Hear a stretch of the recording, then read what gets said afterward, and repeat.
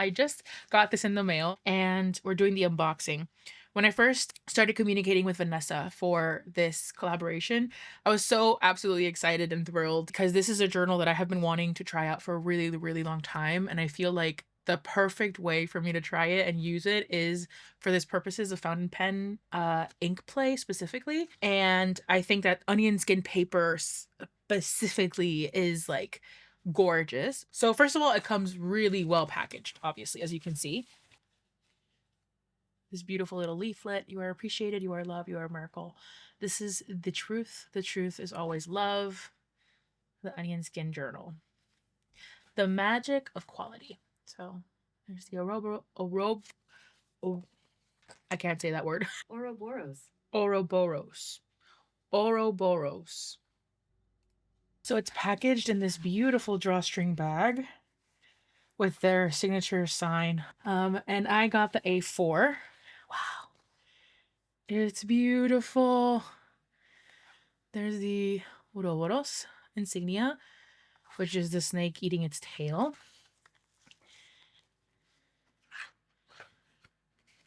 And it comes with this little thing here. Timeless quality, made in America, linen cover, hand-folded pages, saddle sewn, onion skin paper. An elusive paper prized by calligraphers, writers, and poets, onion skin paper has had a mystique surrounding it for the last century. And then you get this, which is and it has the dog grid in the back. A template that you can put behind the images, because if you didn't know, onion skin paper is incredibly thin, as you can see. Probably the thinnest paper. It feels very similar to what you would imagine vellum feels like.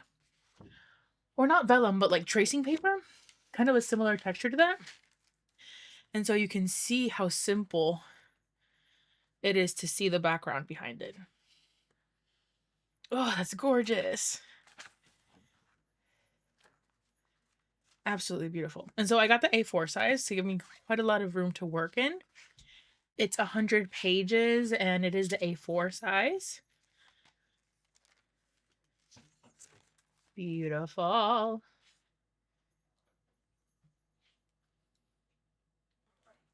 It does have a linen cover. Let's go ahead and show you. It lays pretty flat. So that is really nice.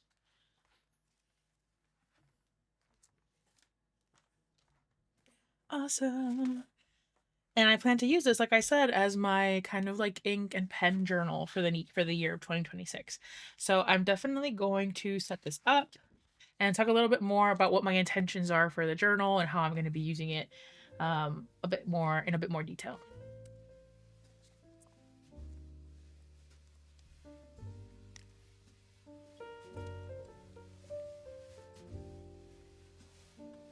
So in this next sequence, I'm just going to be setting up my opening page, which is something that I do every single time I either start a new sketchbook, and I think I'm actually going to start doing it in my journals as well. But it is basically just me doing what I feel most natural and what I enjoy with the least amount of pressure, which in this case is watercolor swatches. And I'll talk a bit more about that later. But after I finish that, I go ahead and just write opening day on the next page. I write down where I was, what day it was, and yeah, it's a very low pressure way. The fact that I get to do that, or I do that every single time, means that there's no pressure when you open up a sketchbook and you have this like daunting first page. None of that. I know exactly what it is that I'm going to be doing, and so the pressure is off. And yeah, so I'm just going to go ahead and do that. I'm going to go through these watercolor swatches, and I hope that you enjoy the little musical break, and I'll come back and kind of talk through the process and a little bit more about what my intentions are with this journal.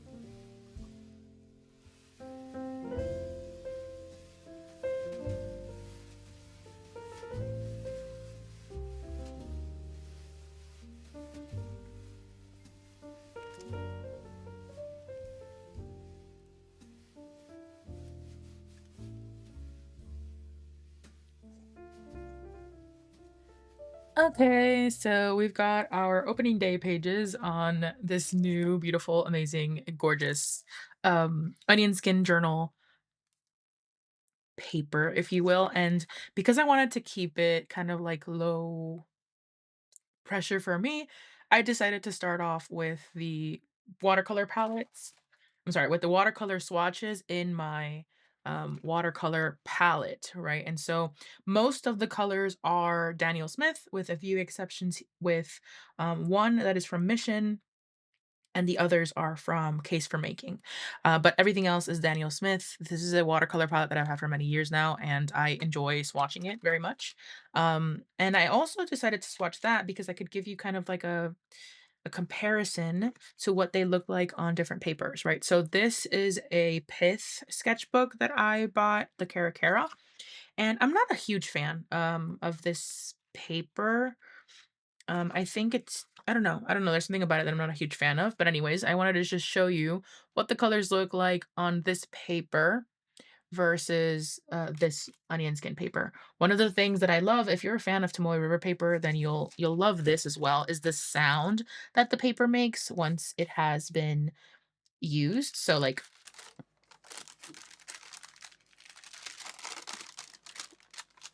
isn't that delicious? Oh, it's so good. And as you can see, it is a very translucent paper, right? So you can see the back. One of the really cool things about onion skin paper is what it ends up looking like once all of the pages are kind of worked on, and how the translucency affects the kind of like the way it shows up, right? And so that's why it's important to have kind of something like this, and why it's awesome that the onion skin paper company does go ahead and provide you with one, because that way when you're working on a page, you can go ahead and put this in the backdrop, and it does change, right? Like, you can see right away how much brighter that looks with the white background. Same over here. You can kind of see the difference there in terms of the brightness of the colors, right? Versus when you take it out, you are affected by what's behind it. And so I plan on using this journal for Diamine Ink Vent. It's why I decided to start it now. I'm also going to be doing quite a few different ink play sessions throughout the year, and I plan on using this journal for that as well. Basically, I plan on using a lot of color in here. I'm very much excited to be able to do that. I was writing the name of the colors with my Sailor Pro Gear Slim, and this is inked up with Diamine ink, the Forever line in Raven. It's one of my favorite inks. I use it quite often. And I did, like most of my other sketchbooks, start off with an opening day section where I wrote down the day, the time, and where I was as I first worked on this.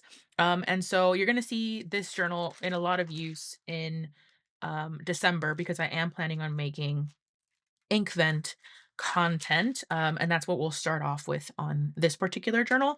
I decided that I was only going to stick one sticker on here, and I can, based on the material, remove this later on. I'm not 100% kind of sold on it for this particular journal. I love this sticker. It is from Flesh PNG, from one of the Patreon rewards. So I'm not 100% sold on it just yet, but I kind of want to let it develop and see what it becomes as I use it, which is a big deal for me. So I am really, really excited that I have the opportunity to use this journal and experiment, particularly with color, which is one of my favorite things. It is super smooth to write with as well, which is why I brought up the mention of the pen. In fact, if you want, we can kind of do some kind of like pen tests, right? So this is my Pilot Kakuno, which is almost out of ink in the medium, and this is inked with Diamine Forever Tiger Lily. It is super smooth, which is really nice.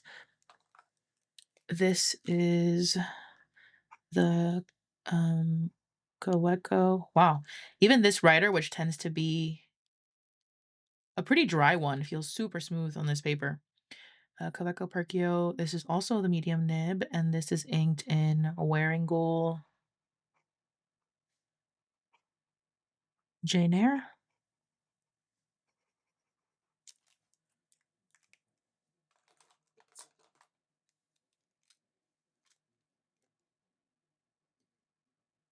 Frisbee, medium, platinum, forest black,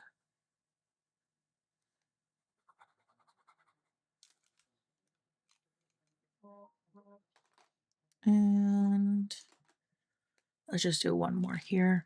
Pilot Kakuno.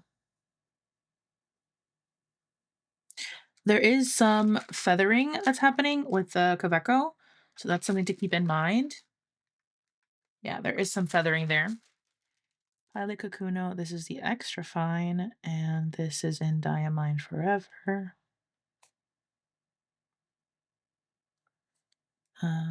Passion Flower.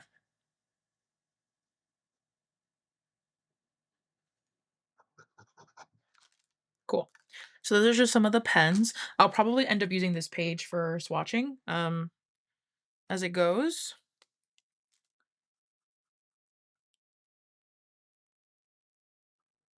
This is the Fudenosuke.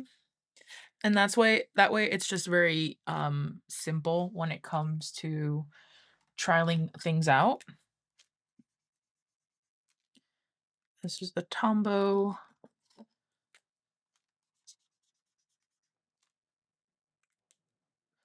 Swatching is one of my favorite things. So, something to keep in mind too is that it does have like a shininess to it. Some of the inks, so that's interesting as well.